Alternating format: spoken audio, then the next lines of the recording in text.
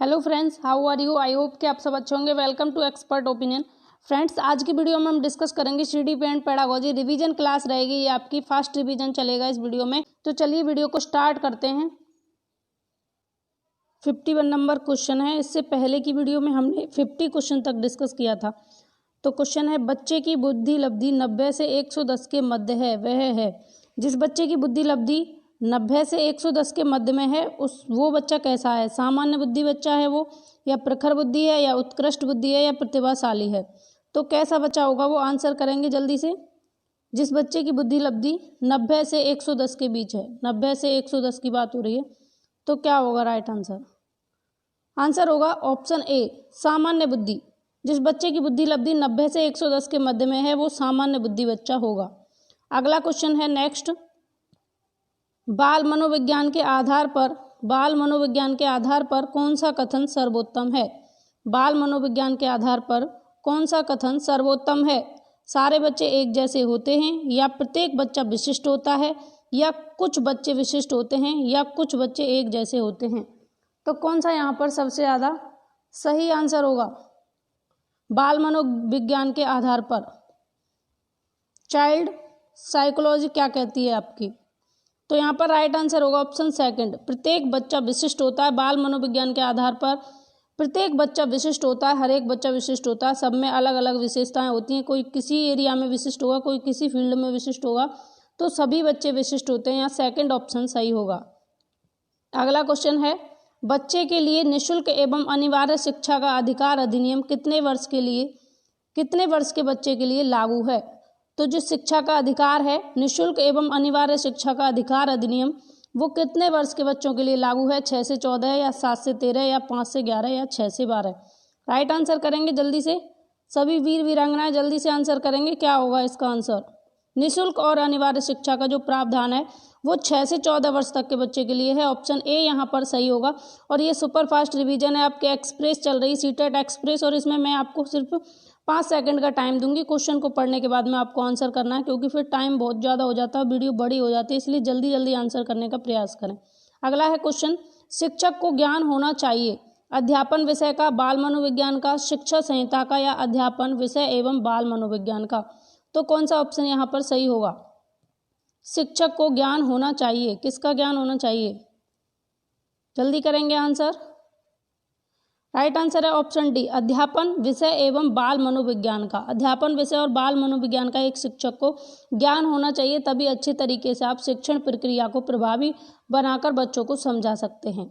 अगला क्वेश्चन है नेक्स्ट, एक बच्चे की बुद्धि और विकास के अध्ययन की सर्वाधिक अच्छी विधि कौन सी है। किसी बच्चे की बुद्धि और विकास के अध्ययन की सबसे अच्छी विधि कौन सी होगी। मनोविश्लेषण विधि, तुलनात्मक विधि, या विकासीय विधि, या सांख्यिकी विधि।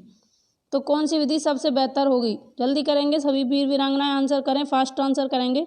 मनोविश्लेषण विधि, या तुलनात्मक विधि, या विकासीय विधि, या सांख्यिकी विधि। किसी बच्चे की बुद्धि और वृद्धि और विकास के अध्ययन के लिए, किसी बच्चे की वृद्धि होगा, ये वृद्धि और विकास के लिए सबसे बेहतर सबसे अच्छी विधि होगी विकासीय विधि। ऑप्शन सी यहाँ पर सही होगा, विकासीय विधि। नेक्स्ट, समाजीकरण वह प्रक्रिया है जिसमें बच्चे और वयस्क सीखते हैं। समाजीकरण की प्रक्रिया में बच्चे कैसे सीखते हैं, परिवार से सीखते हैं, विद्यालय से सीखते हैं, साथियों से सीखते हैं, या इन सभी से सीखते हैं। तो ये तो आप सभी ने आंसर लगा लिया होगा, क्या होगा इसका आंसर। लेव वाइगोत्स्की कहते हैं कि जो बच्चा है वो समाज के साथ अंतःक्रिया करके सीखता है, और समाज से भी सीखता है बच्चा, परिवार से भी सीखता है, विद्यालय से भी सीखता है, साथियों से भी सीखता है, यानी ये सभी समाज का ही एक अंग है। तो ये सभी आंसर सही हो जाएगा। नेक्स्ट क्वेश्चन की तरफ चलेंगे। गार्डनर ने 7 बुद्धि का अधिमान निर्धारण किया, इनमें से कौन सा नहीं है। गार्डनर ने 7 बुद्धि का सिद्धांत दिया, कहीं पर 8, कहीं पर 11 भी देखने को मिलेंगी, लेकिन यहाँ क्वेश्चन है गार्डनर ने 7 बुद्धि का अधिमान निर्धारित किया, इनमें से कौन सा नहीं है।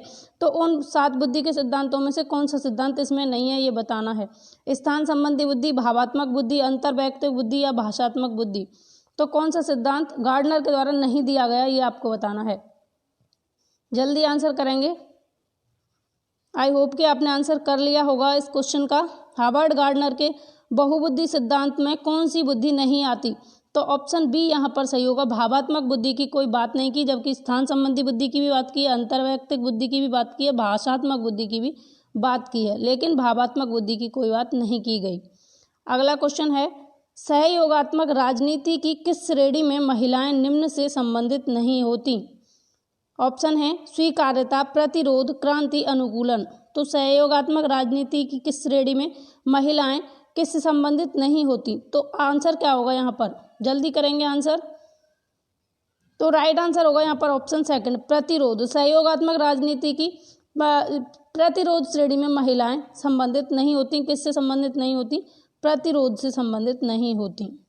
अगला क्वेश्चन है, यदि एक बच्चे की मानसिक आयु 5 वर्ष तथा वास्तविक आयु 4 वर्ष है तो उस बच्चे की बुद्धि लब्धि क्या होगी? ऑप्शन हैं 125, 80, 120 या 100। जल्दी से लगाइए आंसर। बुद्धि लब्धि का आपको फॉर्मूला याद होगा, क्या है? उस फॉर्मूले को लगाकर जल्दी से आप आंसर करेंगे। मानसिक आयु बटे वास्तविक आयु गुणा 100 इसका फॉर्मूला होता है बुद्धि लब्धि का। तो राइट आंसर क्या होगा? मानसिक आयु 5 वर्ष है और वास्तविक आयु कितनी है? 4 वर्ष है, गुणा 100 कर देंगे और इसको काट देंगे 25 से, 25 चौका 100 और 25 पंजे 125। तो आंसर क्या हो जाएगा? ऑप्शन फर्स्ट सही हो जाएगा, 125। उसकी बुद्धि लब्धि क्या होगी बच्चे की? 125 होगी। नेक्स्ट क्वेश्चन है, विद्यालयी क्षेत्र में रचनात्मक निर्धारकों को जानने के लिए इनमें से कौन सा उपागम नहीं है?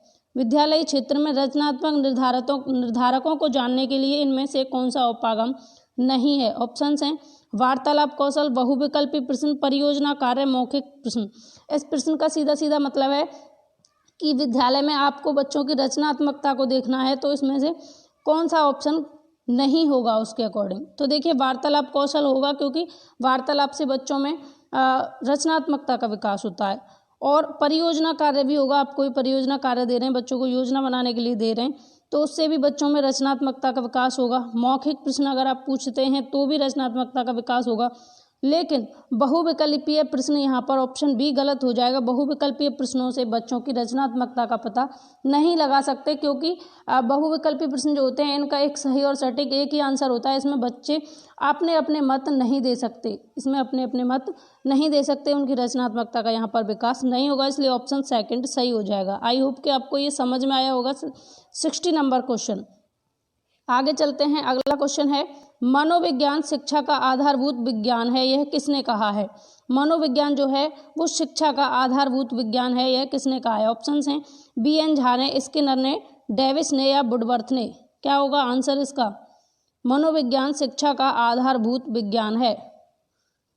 इसका राइट आंसर होगा ऑप्शन बी, स्किनर ने कहा है मनोविज्ञान शिक्षा का आधारभूत विज्ञान है। अब इसमें कोई डिस्कशन की आवश्यकता नहीं है, क्योंकि यहाँ पर आपके ये स्टेटमेंट हैं जिसने दिए बस वैसे की वैसे ही आपको याद करनी होती हैं, और ये 1-2 नंबर की पूछी जाती हैं, ज़्यादा नहीं आती, तो इन पे इतना ध्यान ना दें, आप बस कंटेंट को देखें, कंटेंट आप पढ़ते रहें। नेक्स्ट है क्वेश्चन, आधुनिक मनोविज्ञान का अर्थ है। आधुनिक मनोविज्ञान जो अब का मनोविज्ञान है उसका क्या अर्थ है? मन का अध्ययन है, आत्मा का अध्ययन है, शरीर का अध्ययन है या व्यवहार का अध्ययन है? जल्दी आंसर करेंगे। क्या होगा इसका आंसर? सभी वीर वीरांगनाएं एकदम जोश में आकर वीडियो देखें और आंसर करें। आधुनिक मनोविज्ञान का अर्थ क्या है? तो आधुनिक मनोविज्ञान का अर्थ है व्यवहार का विज्ञान। अब जो मनोविज्ञान है वर्तमान में, प्रेजेंट में जो मनोविज्ञान का रूप है उसका क्या अर्थ है? व्यवहार का अध्ययन। नेक्स्ट क्वेश्चन है, हिंदी अक्षरों को बालक किस आयु में पहचानने लगते हैं? हिंदी अक्षरों को बच्चा किस आयु में पहचानने लगते हैं? 3 वर्ष में, 4 वर्ष में, 5 वर्ष में या 6 वर्ष में? क्या होगा इसका सही आंसर? हिंदी अक्षरों को बालक किस आयु में पहचानने लगते हैं? ऑप्शन कौन सा सही होगा? जल्दी करेंगे आंसर। आंसर है इसका ऑप्शन सी, 5 वर्ष में। हिंदी अक्षरों को बालक 5 वर्ष की उम्र में पहचानने लगते हैं। थर्ड ऑप्शन यहाँ पर सही होगा। अगला क्वेश्चन नेक्स्ट है, बुद्धि लब्धि मापन के जन्मदाता हैं। बुद्धि लब्धि मापन के जन्मदाता कौन है? स्टर्न है, बिने है, टर्मेन है, इनमें से कोई नहीं। क्या होगा इसका आंसर? बुद्धि लब्धि मापन के जन्मदाता, बुद्धि लब्धि मापन के जन्मदाता कौन है? आंसर करिए जल्दी से, इंपॉर्टेंट क्वेश्चन है आपके एग्जाम के लिए, मोस्ट इंपॉर्टेंट। क्या होगा इसका आंसर? बुद्धि लब्धि मापन। तो इसका राइट आंसर है ऑप्शन सेकंड, बिने। बुद्धि लब्धि मापन के जन्मदाता हैं बिने। नेक्स्ट क्वेश्चन है, एलेक्सिया है, तो एलेक्सिया क्या है? पढ़ने की अक्षमता है, लिखने की अक्षमता है, सीखने की अक्षमता है या सुनने की अक्षमता है? क्या होगा आंसर इसका? एलेक्सिया तो एलेक्सिया पढ़ने की अक्षमता है, और डिसलेक्सिया भी आपसे पूछेगा तब भी। तो एलेक्सिया क्या है? पढ़ने की अक्षमता है। लिखने की क्या होगी? डिस्ग्राफिया होगी। लिखने की क्या होगी? डिस्ग्राफिया होगी। आगे बढ़ेंगे अगले क्वेश्चन की तरफ। शिक्षा मनोविज्ञान की उत्पत्ति का वर्ष कौन सा माना जाता है? शिक्षा मनोविज्ञान की उत्पत्ति का वर्ष कौन सा माना जाता है? 1947, 1920, 1940 या 1900? क्या होगा इसका आंसर? इसका राइट आंसर लगाएंगे जल्दी से। शिक्षा मनोविज्ञान की उत्पत्ति का वर्ष कौन सा माना जाता है? राइट आंसर है ऑप्शन डी, 1900। शिक्षा मनोविज्ञान की उत्पत्ति का वर्ष 1900 माना जाता है। अगला क्वेश्चन है, पियाजे की औपचारिक संक्रियात्मक अवस्था किस आयु या किस अवधि तक मानी जाती है? किस आयु अवधि तक मानी जाती है? कौन सी अवस्था? औपचारिक संक्रियात्मक अवस्था, यानी कि सबसे लास्ट वाली एज की बात हो रही है, सबसे लास्ट वाली स्टेज की बात यहाँ पर की जा रही है। पियाजे के अनुसार 4 दी हैं। 0 से 2 वर्ष होती है संवेदी गामक अवस्था, 2 से 7 वर्ष की होती है पूर्व संक्रियात्मक अवस्था, 7 से 11 वर्ष की होती है औपचारिक अनौपचारिक संक्रियात्मक अवस्था या मूर्त संक्रियात्मक अवस्था, और 11 से 15 वर्ष की होती है औपचारिक संक्रियात्मक अवस्था या अमूर्त संक्रियात्मक अवस्था। तो यहाँ पर ऑप्शन डी राइट हो जाएगा। नेक्स्ट है, जड़ बुद्धि वाले बालक की बुद्धि लब्धि कितनी होती है? आंसर ऑप्शन है यहाँ पर 11 से 120, 81 से 110, 70 से 80 या 70 से कम। तो जड़ बुद्धि वाले बालक की बुद्धि लब्धि आपको बतानी है। आंसर होगा 71 से भी कम। किससे कम? 71 से भी कम। ऑप्शन डी यहाँ पर सही होगा, 71 से भी कम बालक जो होगा वो जड़ बुद्धि होगा। नेक्स्ट है, बालक में गर्भ में बालक को विकसित होने में कितने दिन लगते हैं? गर्भ में बच्चा होता है, उसे विकसित होने में कितने दिन लगेंगे? 150 दिन, 280, 390, 460। तो गर्भ में जो बालक है उसे विकसित होने में टोटल कितने दिन लगते हैं? आंसर करें जल्दी। राइट आंसर है इसका 280 दिन। ऑप्शन बी सही होगा यहाँ पर, गर्भ में बालक को विकसित होने में 280 दिन लगते हैं, या 9 माह 10 दिन का टाइम लगता है, ऐसे भी कह सकते हैं। अगला क्वेश्चन है, नवजात शिशु का भार होता है 6 पाउंड, 7 पाउंड, 8 पाउंड या 9 पाउंड। जो नवजात शिशु होगा उसका भार कितना होगा? आंसर है इसका option second, 7 pound. Next question, किस मनोवैज्ञानिक ने अपने 3.5 वर्षीय पुत्र का अध्ययन किया था? ऑप्शन हैं यहाँ पर पेस्टोलॉजी, वॉटसन, स्टैनले हॉल या जेम्स सल्ली। तो कौन से मनोवैज्ञानिक है जिन्होंने अपने ही 3.5 वर्ष के बच्चे पर अध्ययन किया था, 3.5 वर्ष के पुत्र पर अध्ययन किया था? क्या होगा आंसर? राइट आंसर है ऑप्शन फर्स्ट, पेस्टोलॉजी। पेस्टोलॉजी ने अपने ही 3.5 वर्षीय पुत्र पर अध्ययन किया था। अगला क्वेश्चन है, निम्न में से विकास की अवस्था है कौन सी है? गुणात्मकता, संख्यात्मकता, निश्चित आयु तक चलने वाली क्रिया या शारीरिक अंगों में परिवर्तन का सूचक। तो यहाँ आंसर भी इंक्लूड है, आप लोगों को ज़्यादा परेशान होने की ज़रूरत नहीं पड़ी। तो आंसर है इसका ऑप्शन फर्स्ट, गुणात्मकता। विकास की अवस्था है गुणात्मकता। नेक्स्ट क्वेश्चन है, बालक का विकास होता है? ऑप्शन हैं सिर से पैर की ओर, पैर से सिर की ओर, दोनों ओर या इनमें से कोई नहीं। तो बच्चे का विकास कैसे होगा? राइट आंसर करेंगे जल्दी। आंसर होगा इसका सिर से पैर की ओर। फर्स्ट ऑप्शन सही होगा, सिर से पैर की ओर। बच्चे का विकास हमेशा सिर से पैर की ओर होता है। किसकी तरफ? पहले सिर का होगा, फिर पैरों की तरफ विकास होगा। पहले बच्चा सिर के विकास के साथ में भी अपनी गर्दन को संभालना सीखेगा, फिर हाथों को कंट्रोल करना सीखेगा, जब सबसे लास्ट में चलना सीखता है। अगले क्वेश्चन की तरफ बढ़ेंगे, बालक में संस्कारों का प्रारंभ कहाँ से होता है? ऑप्शन हैं विद्यालय से, परिवार से, सिनेमा घर से या खेल का मैदान। तो संस्कारों का प्रारंभ कहाँ से होता है? सभी को पता होगा कि जब बच्चे में संस्कार पैदा होते हैं वो कहाँ से होते हैं? सबसे पहले बच्चा अपने परिवार से मिलता है और परिवार से ही बालक के संस्कारों का प्रारंभ होता है, संस्कारों की शुरुआत होती है। नेक्स्ट एंड इस वीडियो का लास्ट क्वेश्चन है, बालक के विकास के संबंध में गलत कथन है। विकास के संबंध में कौन सा कथन गलत है ये आपको बताना है। विशिष्ट से सामान्य की ओर, सार्वभौमिक प्रक्रिया, दिशा सिर से पैर की ओर या वर्तुलाकार गति। कौन सा ऑप्शन यहाँ पर सही होगा? ध्यान से पढ़कर आंसर कीजिए। विकास के संबंध में कौन सा कथन गलत है? गलत पूछा है कि कौन सा नहीं है?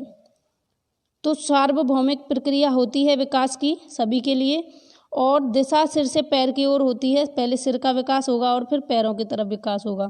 वर्तुलाकार गति होती है लेकिन विशिष्ट से सामान्य की ओर नहीं होता, बल्कि सामान्य से विशिष्ट की ओर होता है, इसलिए ऑप्शन फर्स्ट यहाँ पर गलत हो जाएगा। तो इस वीडियो में हम 75 क्वेश्चंस की ही बात करेंगे और अगली वीडियो में करेंगे 76 नंबर से 100 तक की बात। इस वीडियो में बस इतना ही, मिलेंगे नेक्स्ट वीडियो में। Take care, Radhe Radhe. Like share subscribe आप लोग कर दीजिएगा। Good day.